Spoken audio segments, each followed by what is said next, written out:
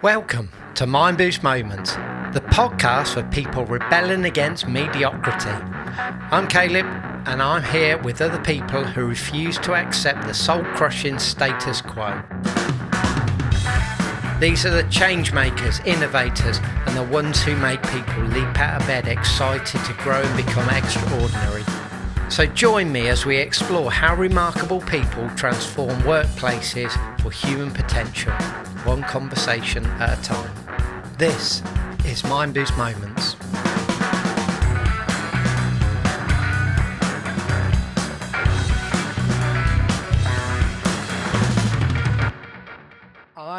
Do you know what I've been thinking actually this week is how powerful a really positive culture is in an organisation, and how we can help culture and engagement in businesses with the digital learning that we create.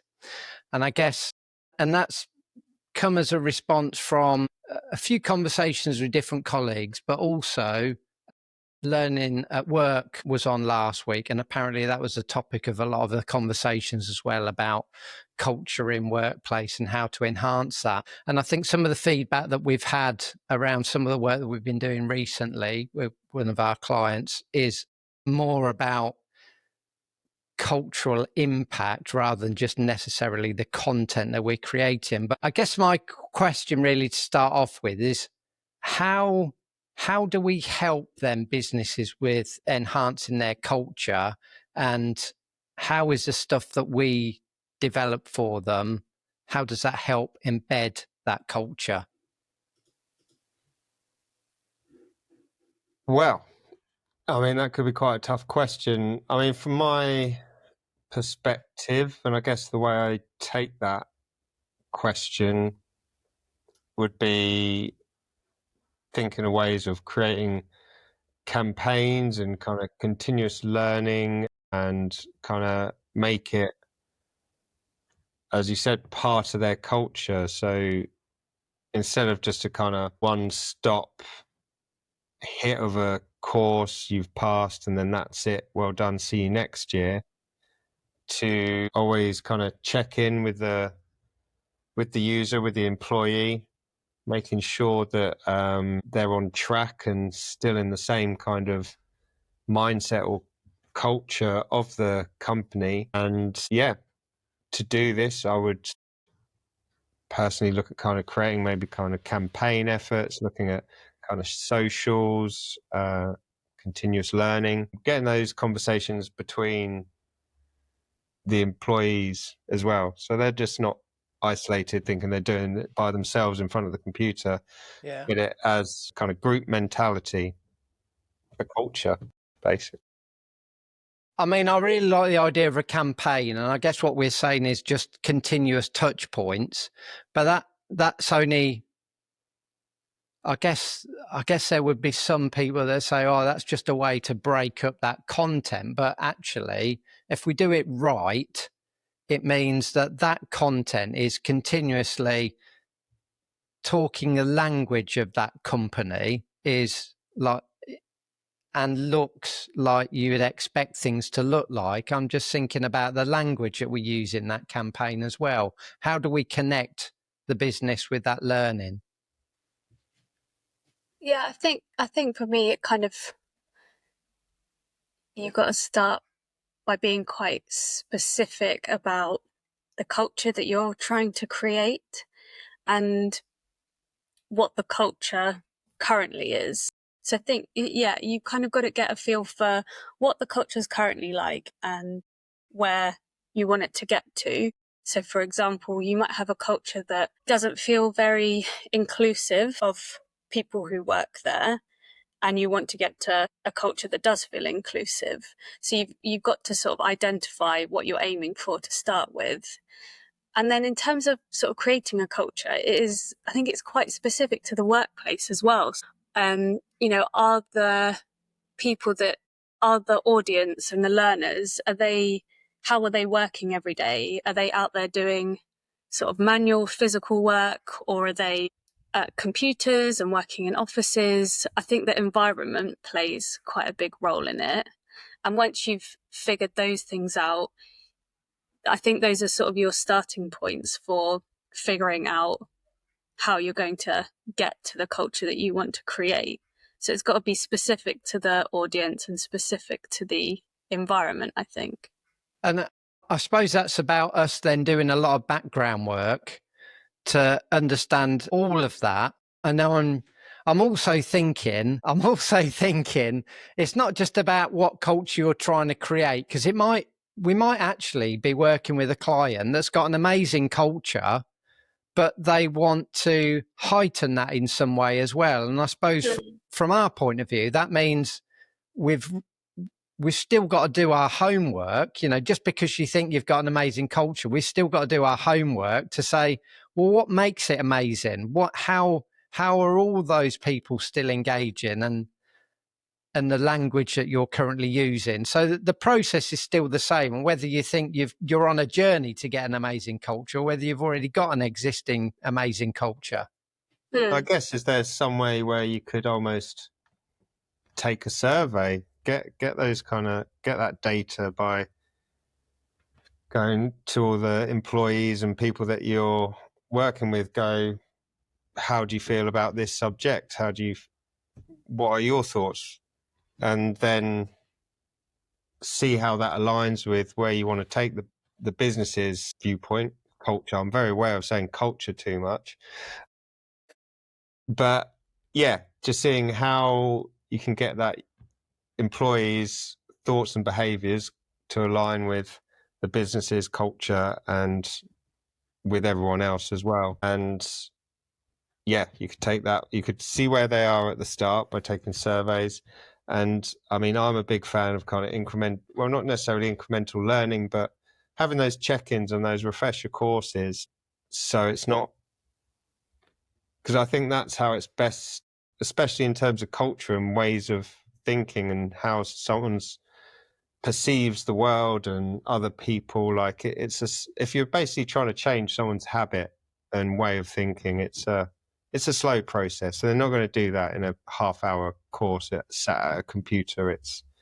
You need to check in. You need to get them to talk to others, to basically be a group, be a culture, make it, yeah, part of a business as a whole and not as an individual.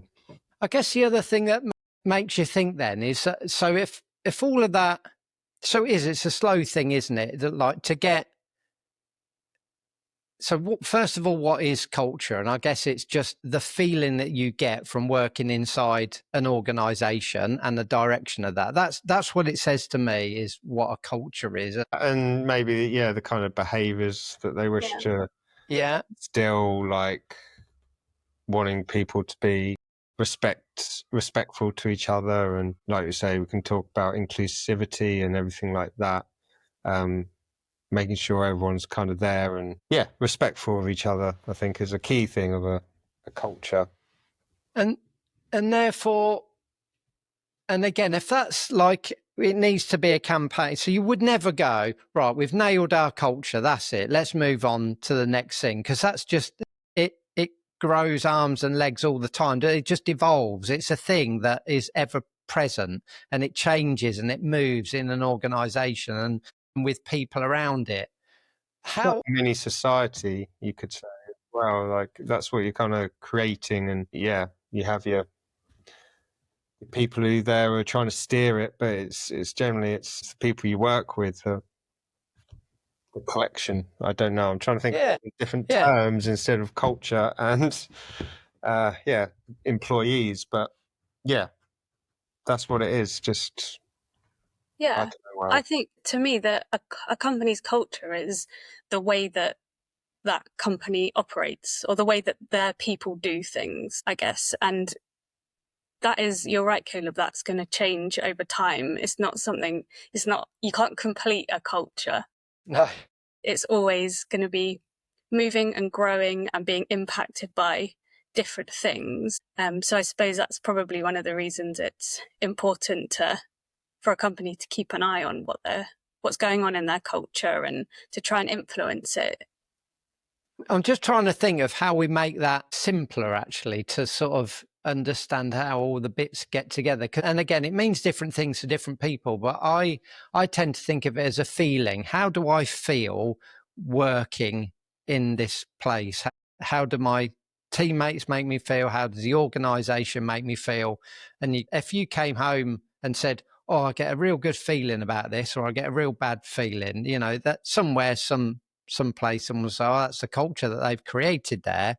And then again, if you overlay that with it's the way that they do things and how it operates. Sometimes we tend to think of the transactional stuff that goes on in that business, but if you then said, actually, it's how people do things and how they all operate with one another, then you go, oh yeah, that sort of brings it to life a little bit more then.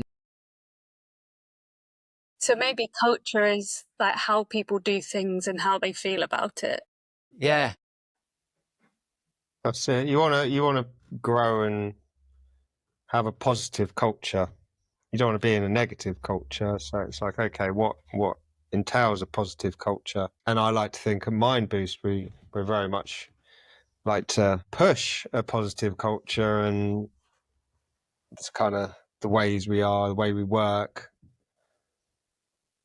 And again, even that statement though, that's deeply personal, isn't it? Yeah. Because you say a positive culture, and again, we would say for me, maybe yeah. You, and that's why I kind of ended up stopping there, because I was like, right, I might say why it works so well for me, and I feel that I'm in a very good culture here with mindboost, but you may feel completely different. Because I just think in mindboost, because that's really easy for us to connect with, right? And we would say a positive culture is where we all feel valued in what we do, our voices are heard, the contributions we make are recognised. You know, we'd say that all of those things are not just what our culture is, but that's what makes it a positive culture. But then you might transition that to someone else and they go, oh, do you know what? I love the cut and thrust. I like I like the real in your face to go, we're competing against each other. And they would say, that's a positive culture for me. So like, it's very different for the people and the organisation.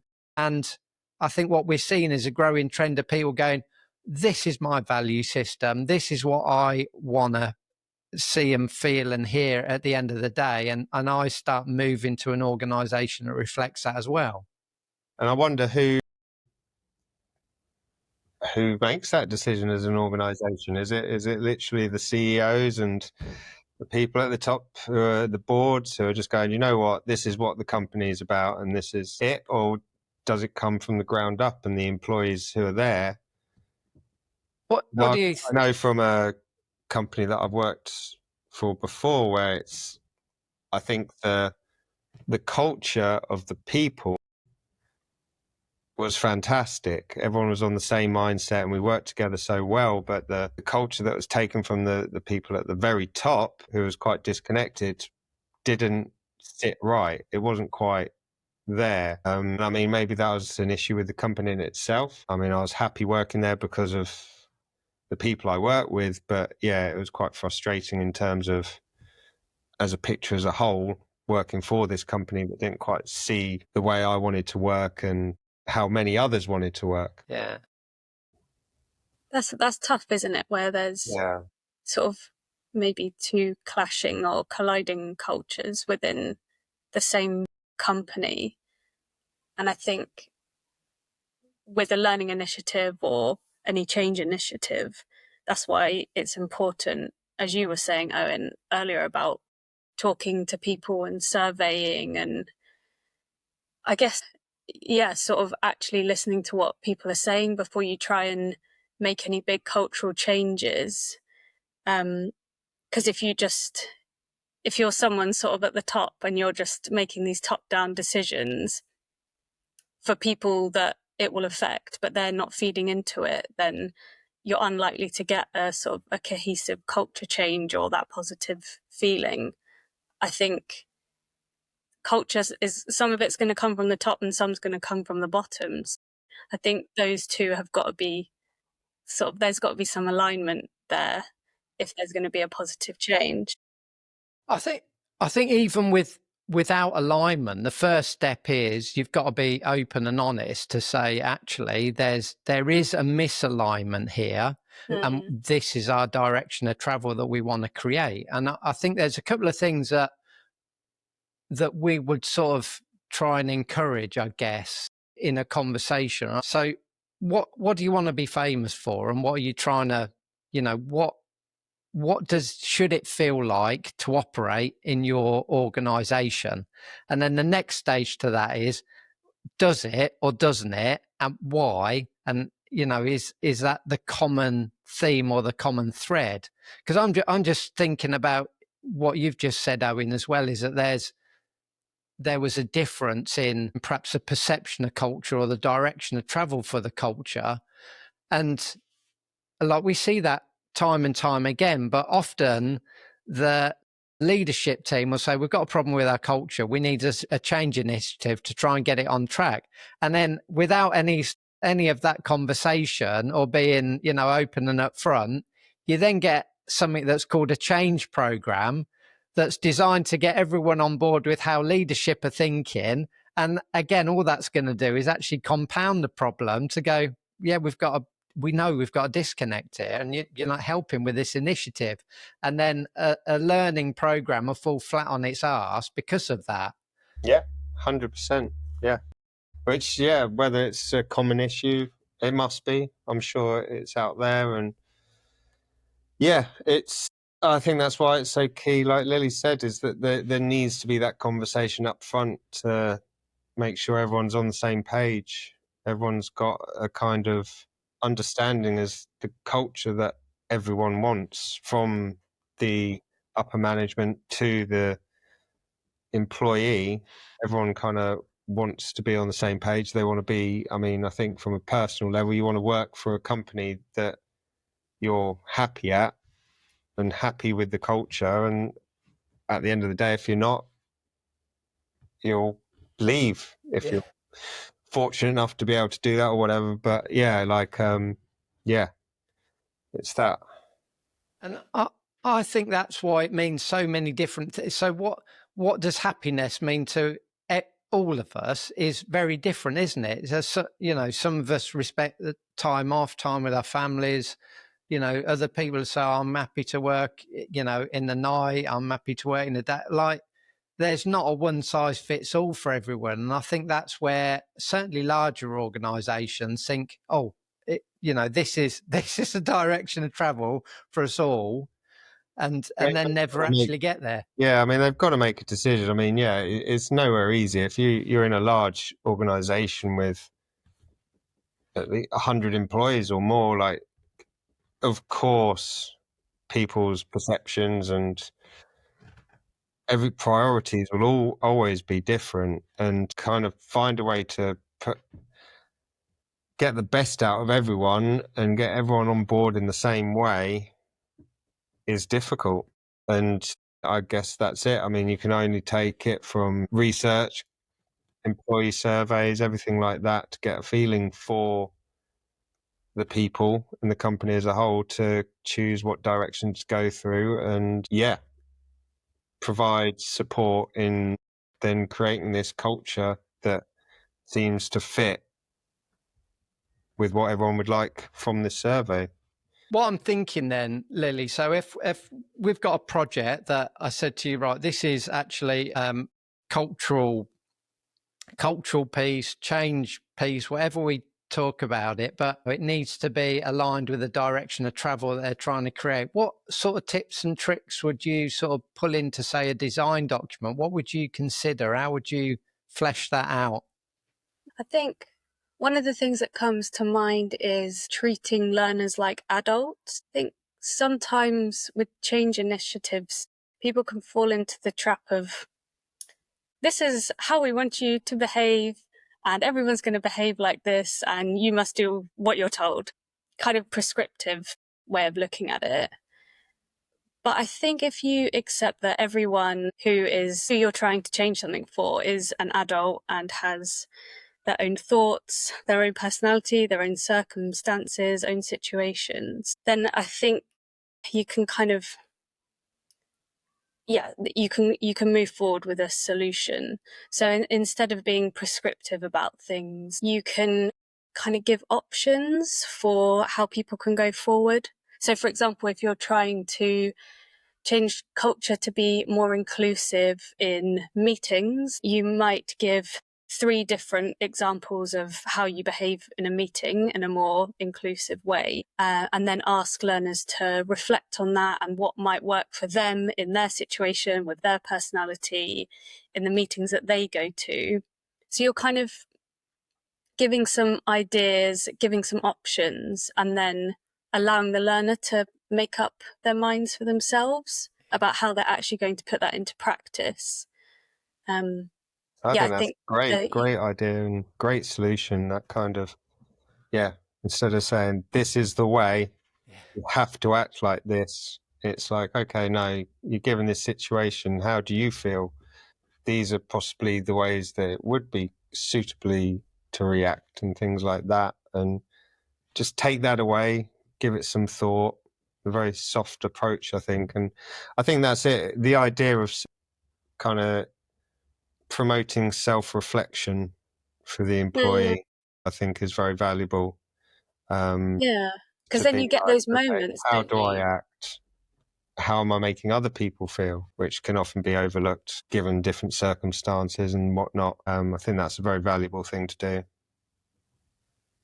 I'm just thinking as well, how often do we get a brief that's almost prescribed? And just exactly to your point, Lily, I've got a problem with X, and this is what the message needs to be to change that, which is completely counterintuitive to what you're actually trying to achieve, and from what you've just said, because like if you've got any sense of thought in your mind, like you want to make your own decisions. That's human nature. I want to make my own decisions, and I want to do it my way.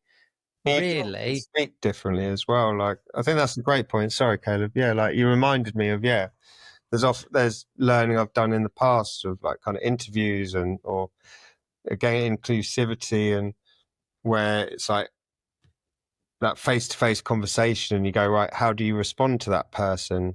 And you just get given one correct answer and you're just like, I don't even I would have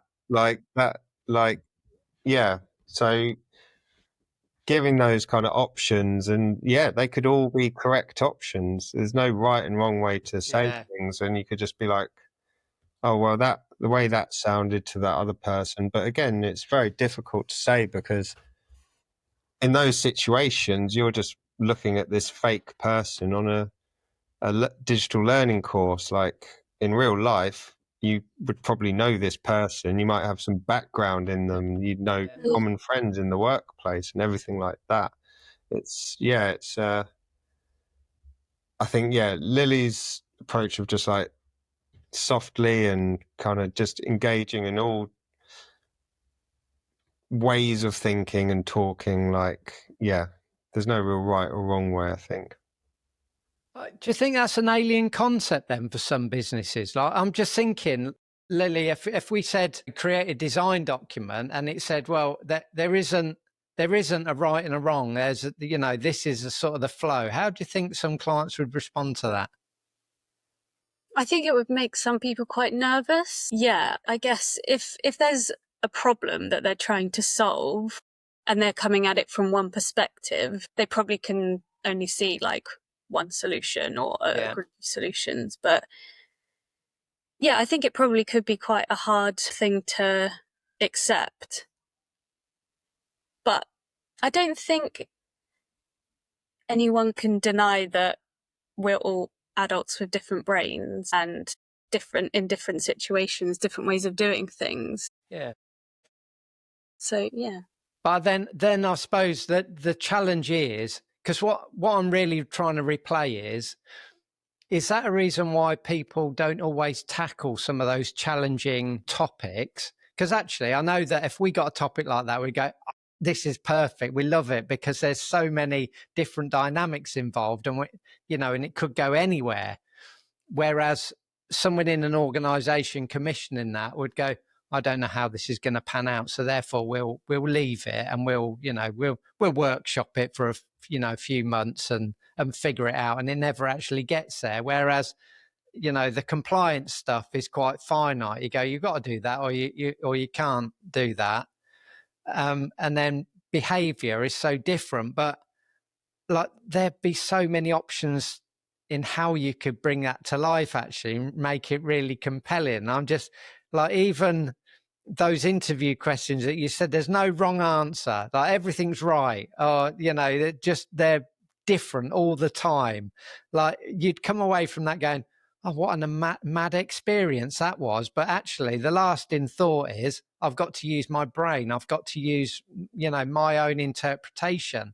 I then get a little bit of coaching to say, have you tried it this way? Have you tried that? But then you go, oh yeah, I'll reflect on that and I'll try and do that.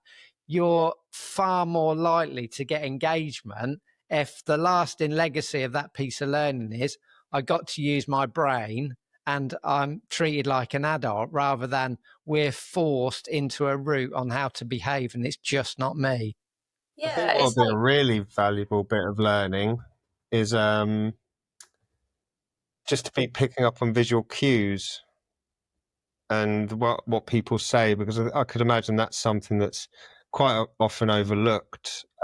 There's obviously some clear signs if someone's uncomfortable or trying to be like, can you help me? And it could help some people to have a kind of training in that, couldn't it? Yeah. Like, oh, well, again, you could be like, oh, how do you answer this, or how do you react? Regardless of whatever answer you put, it just goes, okay, so this was what was going through what would you say? The other employee, the other person you were talking to, and you're explaining more about what they were going through and less what was going through the user's head. It's what they're feeling. Yeah. Yeah, that's it. I think the main thing taken away again that Lily's saying, and I 100% agree on, because it is one of my many pet peeves of how there's companies out there that still treat adults like children in school. We are adults. We all think, behave differently. We've all got our own complications outside of the work office as well as in. We're all just there to do our job to the best we can, but don't treat your employees like children and telling them exactly what to do. Tell them off if they're a bit late. Tell them they can only have lunch for half an hour between the times of 12 and 1, and not be sitting at your desk ready to go at 9 a.m. Yeah, I don't agree with that culture. I think there's some baggage coming out here. Baggage there. I never really, luckily I've been fortunate enough not to really experience that, and I've always been confident enough to speak my mind on such a matter, but I know there's people out there who aren't so fortunate and whatnot, so I don't know. I go by the bar on that, but I think all adults. And I guess the lasting point I wanted to think about, or that both of you have just made me think about, so the more that we treat people like children and take the decision making away, and also present learning to people that also does that just says there's one way to do things and you can't think for yourself, the more we're stopping people using their brains and stop adapting. And the one skill that everyone is saying that we need to develop in the future is adaptability. Well, not in the future, is now. So McKinsey right now end a report saying adaptability is the key skill that people need, because where we've got AI changing the shape of roles at the minute, that the benefit that humans bring is that human element, which is thinking differently, thinking, in fractions of a second and not being so logical. But all we see, and we saw it this year at Learn Tech, so design your e-learning with AI. Like, isn't that counterintuitive to then allowing the human mind to think independently? That's it. And I mean, this meeting in itself is a showcase of how abstract. Thinking logically. Where are we going? What am I talking about? I don't know, but it's bouncing out, but by the end of it, we're coming out with something that's kind of creative and something that we're going to think about and reflect on. It may seem like complete nonsense, gobbledygook, but we'll think about it, and that's what kind of matters, I think. That's a lot of the power, isn't it? The power of randomness sometimes, I think, is what makes us, quite human, actually. And it hits us all in a different way. Like, parts of this conversation has struck a chord with me in a certain way, whereas other parts might have kind of resonated within you, compared to if there was just an AI transcript or something about this subject matter. You'd read it and you'd go, okay, don't know how that quite matches to how I feel and what I've experienced and lived, but I can, like, you just kind of read it and you move on and you forget about it. Yeah. And that's what that learning would be like, I'd imagine. I want to wrap up then today. I want to think about what's the lasting thought then based on our conversation. What's a little statement that you would come to based on our conversation today? In terms of changing a business's culture? Yeah, or anything that we've spoken about today. What's the thing that's reminded Spoilers. you? You thought differently about boilers, though. Exactly. I have. My knowledge has grown. In terms of culture, I would just say that, again, we're all different people. We all think differently. And if there's the one way to try to get everyone to kind of at least think or feel or be respectful to each other in a similar way, it's just kind of making sure everyone has that knowledge to welcome other people in terms of like a society. I mean, again, this is kind of coming out as a bit of gobbledygook, but just I don't know. I might revisit this. Lily, you can't cut that bit out, and then we'll. What about you, Lily? What's the lasting thought that you got about our conversation then? I think if we can concentrate on helping people with how to think rather than what to think, then we're moving in the right direction. So we're giving ideas, tools, moments for self-reflection, options, rather than prescriptive, do this, do that. I think that's where we can see meaningful change. Exactly that. Paraphrased it nicely. But that also leans into like my idea of, I think it's a feeling. If you say, how are you thinking? Try these things on how you think, not what to think. Because as soon as someone says you need to think like this, I'll lock up and say, I've got my own brain. I can think independently. And that, for me, is the lasting thought, actually. There's so much talk about adaptability, but we're actually being really counterintuitive towards it because we're teaching people what to think, not how to think. And so how can we ever elevate adaptability skills? Okay, madness. Hey, I love it. Thank you so much. Yeah, thank you. Kind of, went off tangent. Yeah. I've just lost the ability to talk. If you're ready to join the uprising against mediocre learning, don't let the conversation end here. Subscribe to Mindboost Moments wherever you get your podcasts. And if you're tired of soul-crushing e-learning that puts people to sleep in your business, it's time to experience what happens when digital learning makes people leap out of bed with excitement. Just visit us at mindboostlearning.com.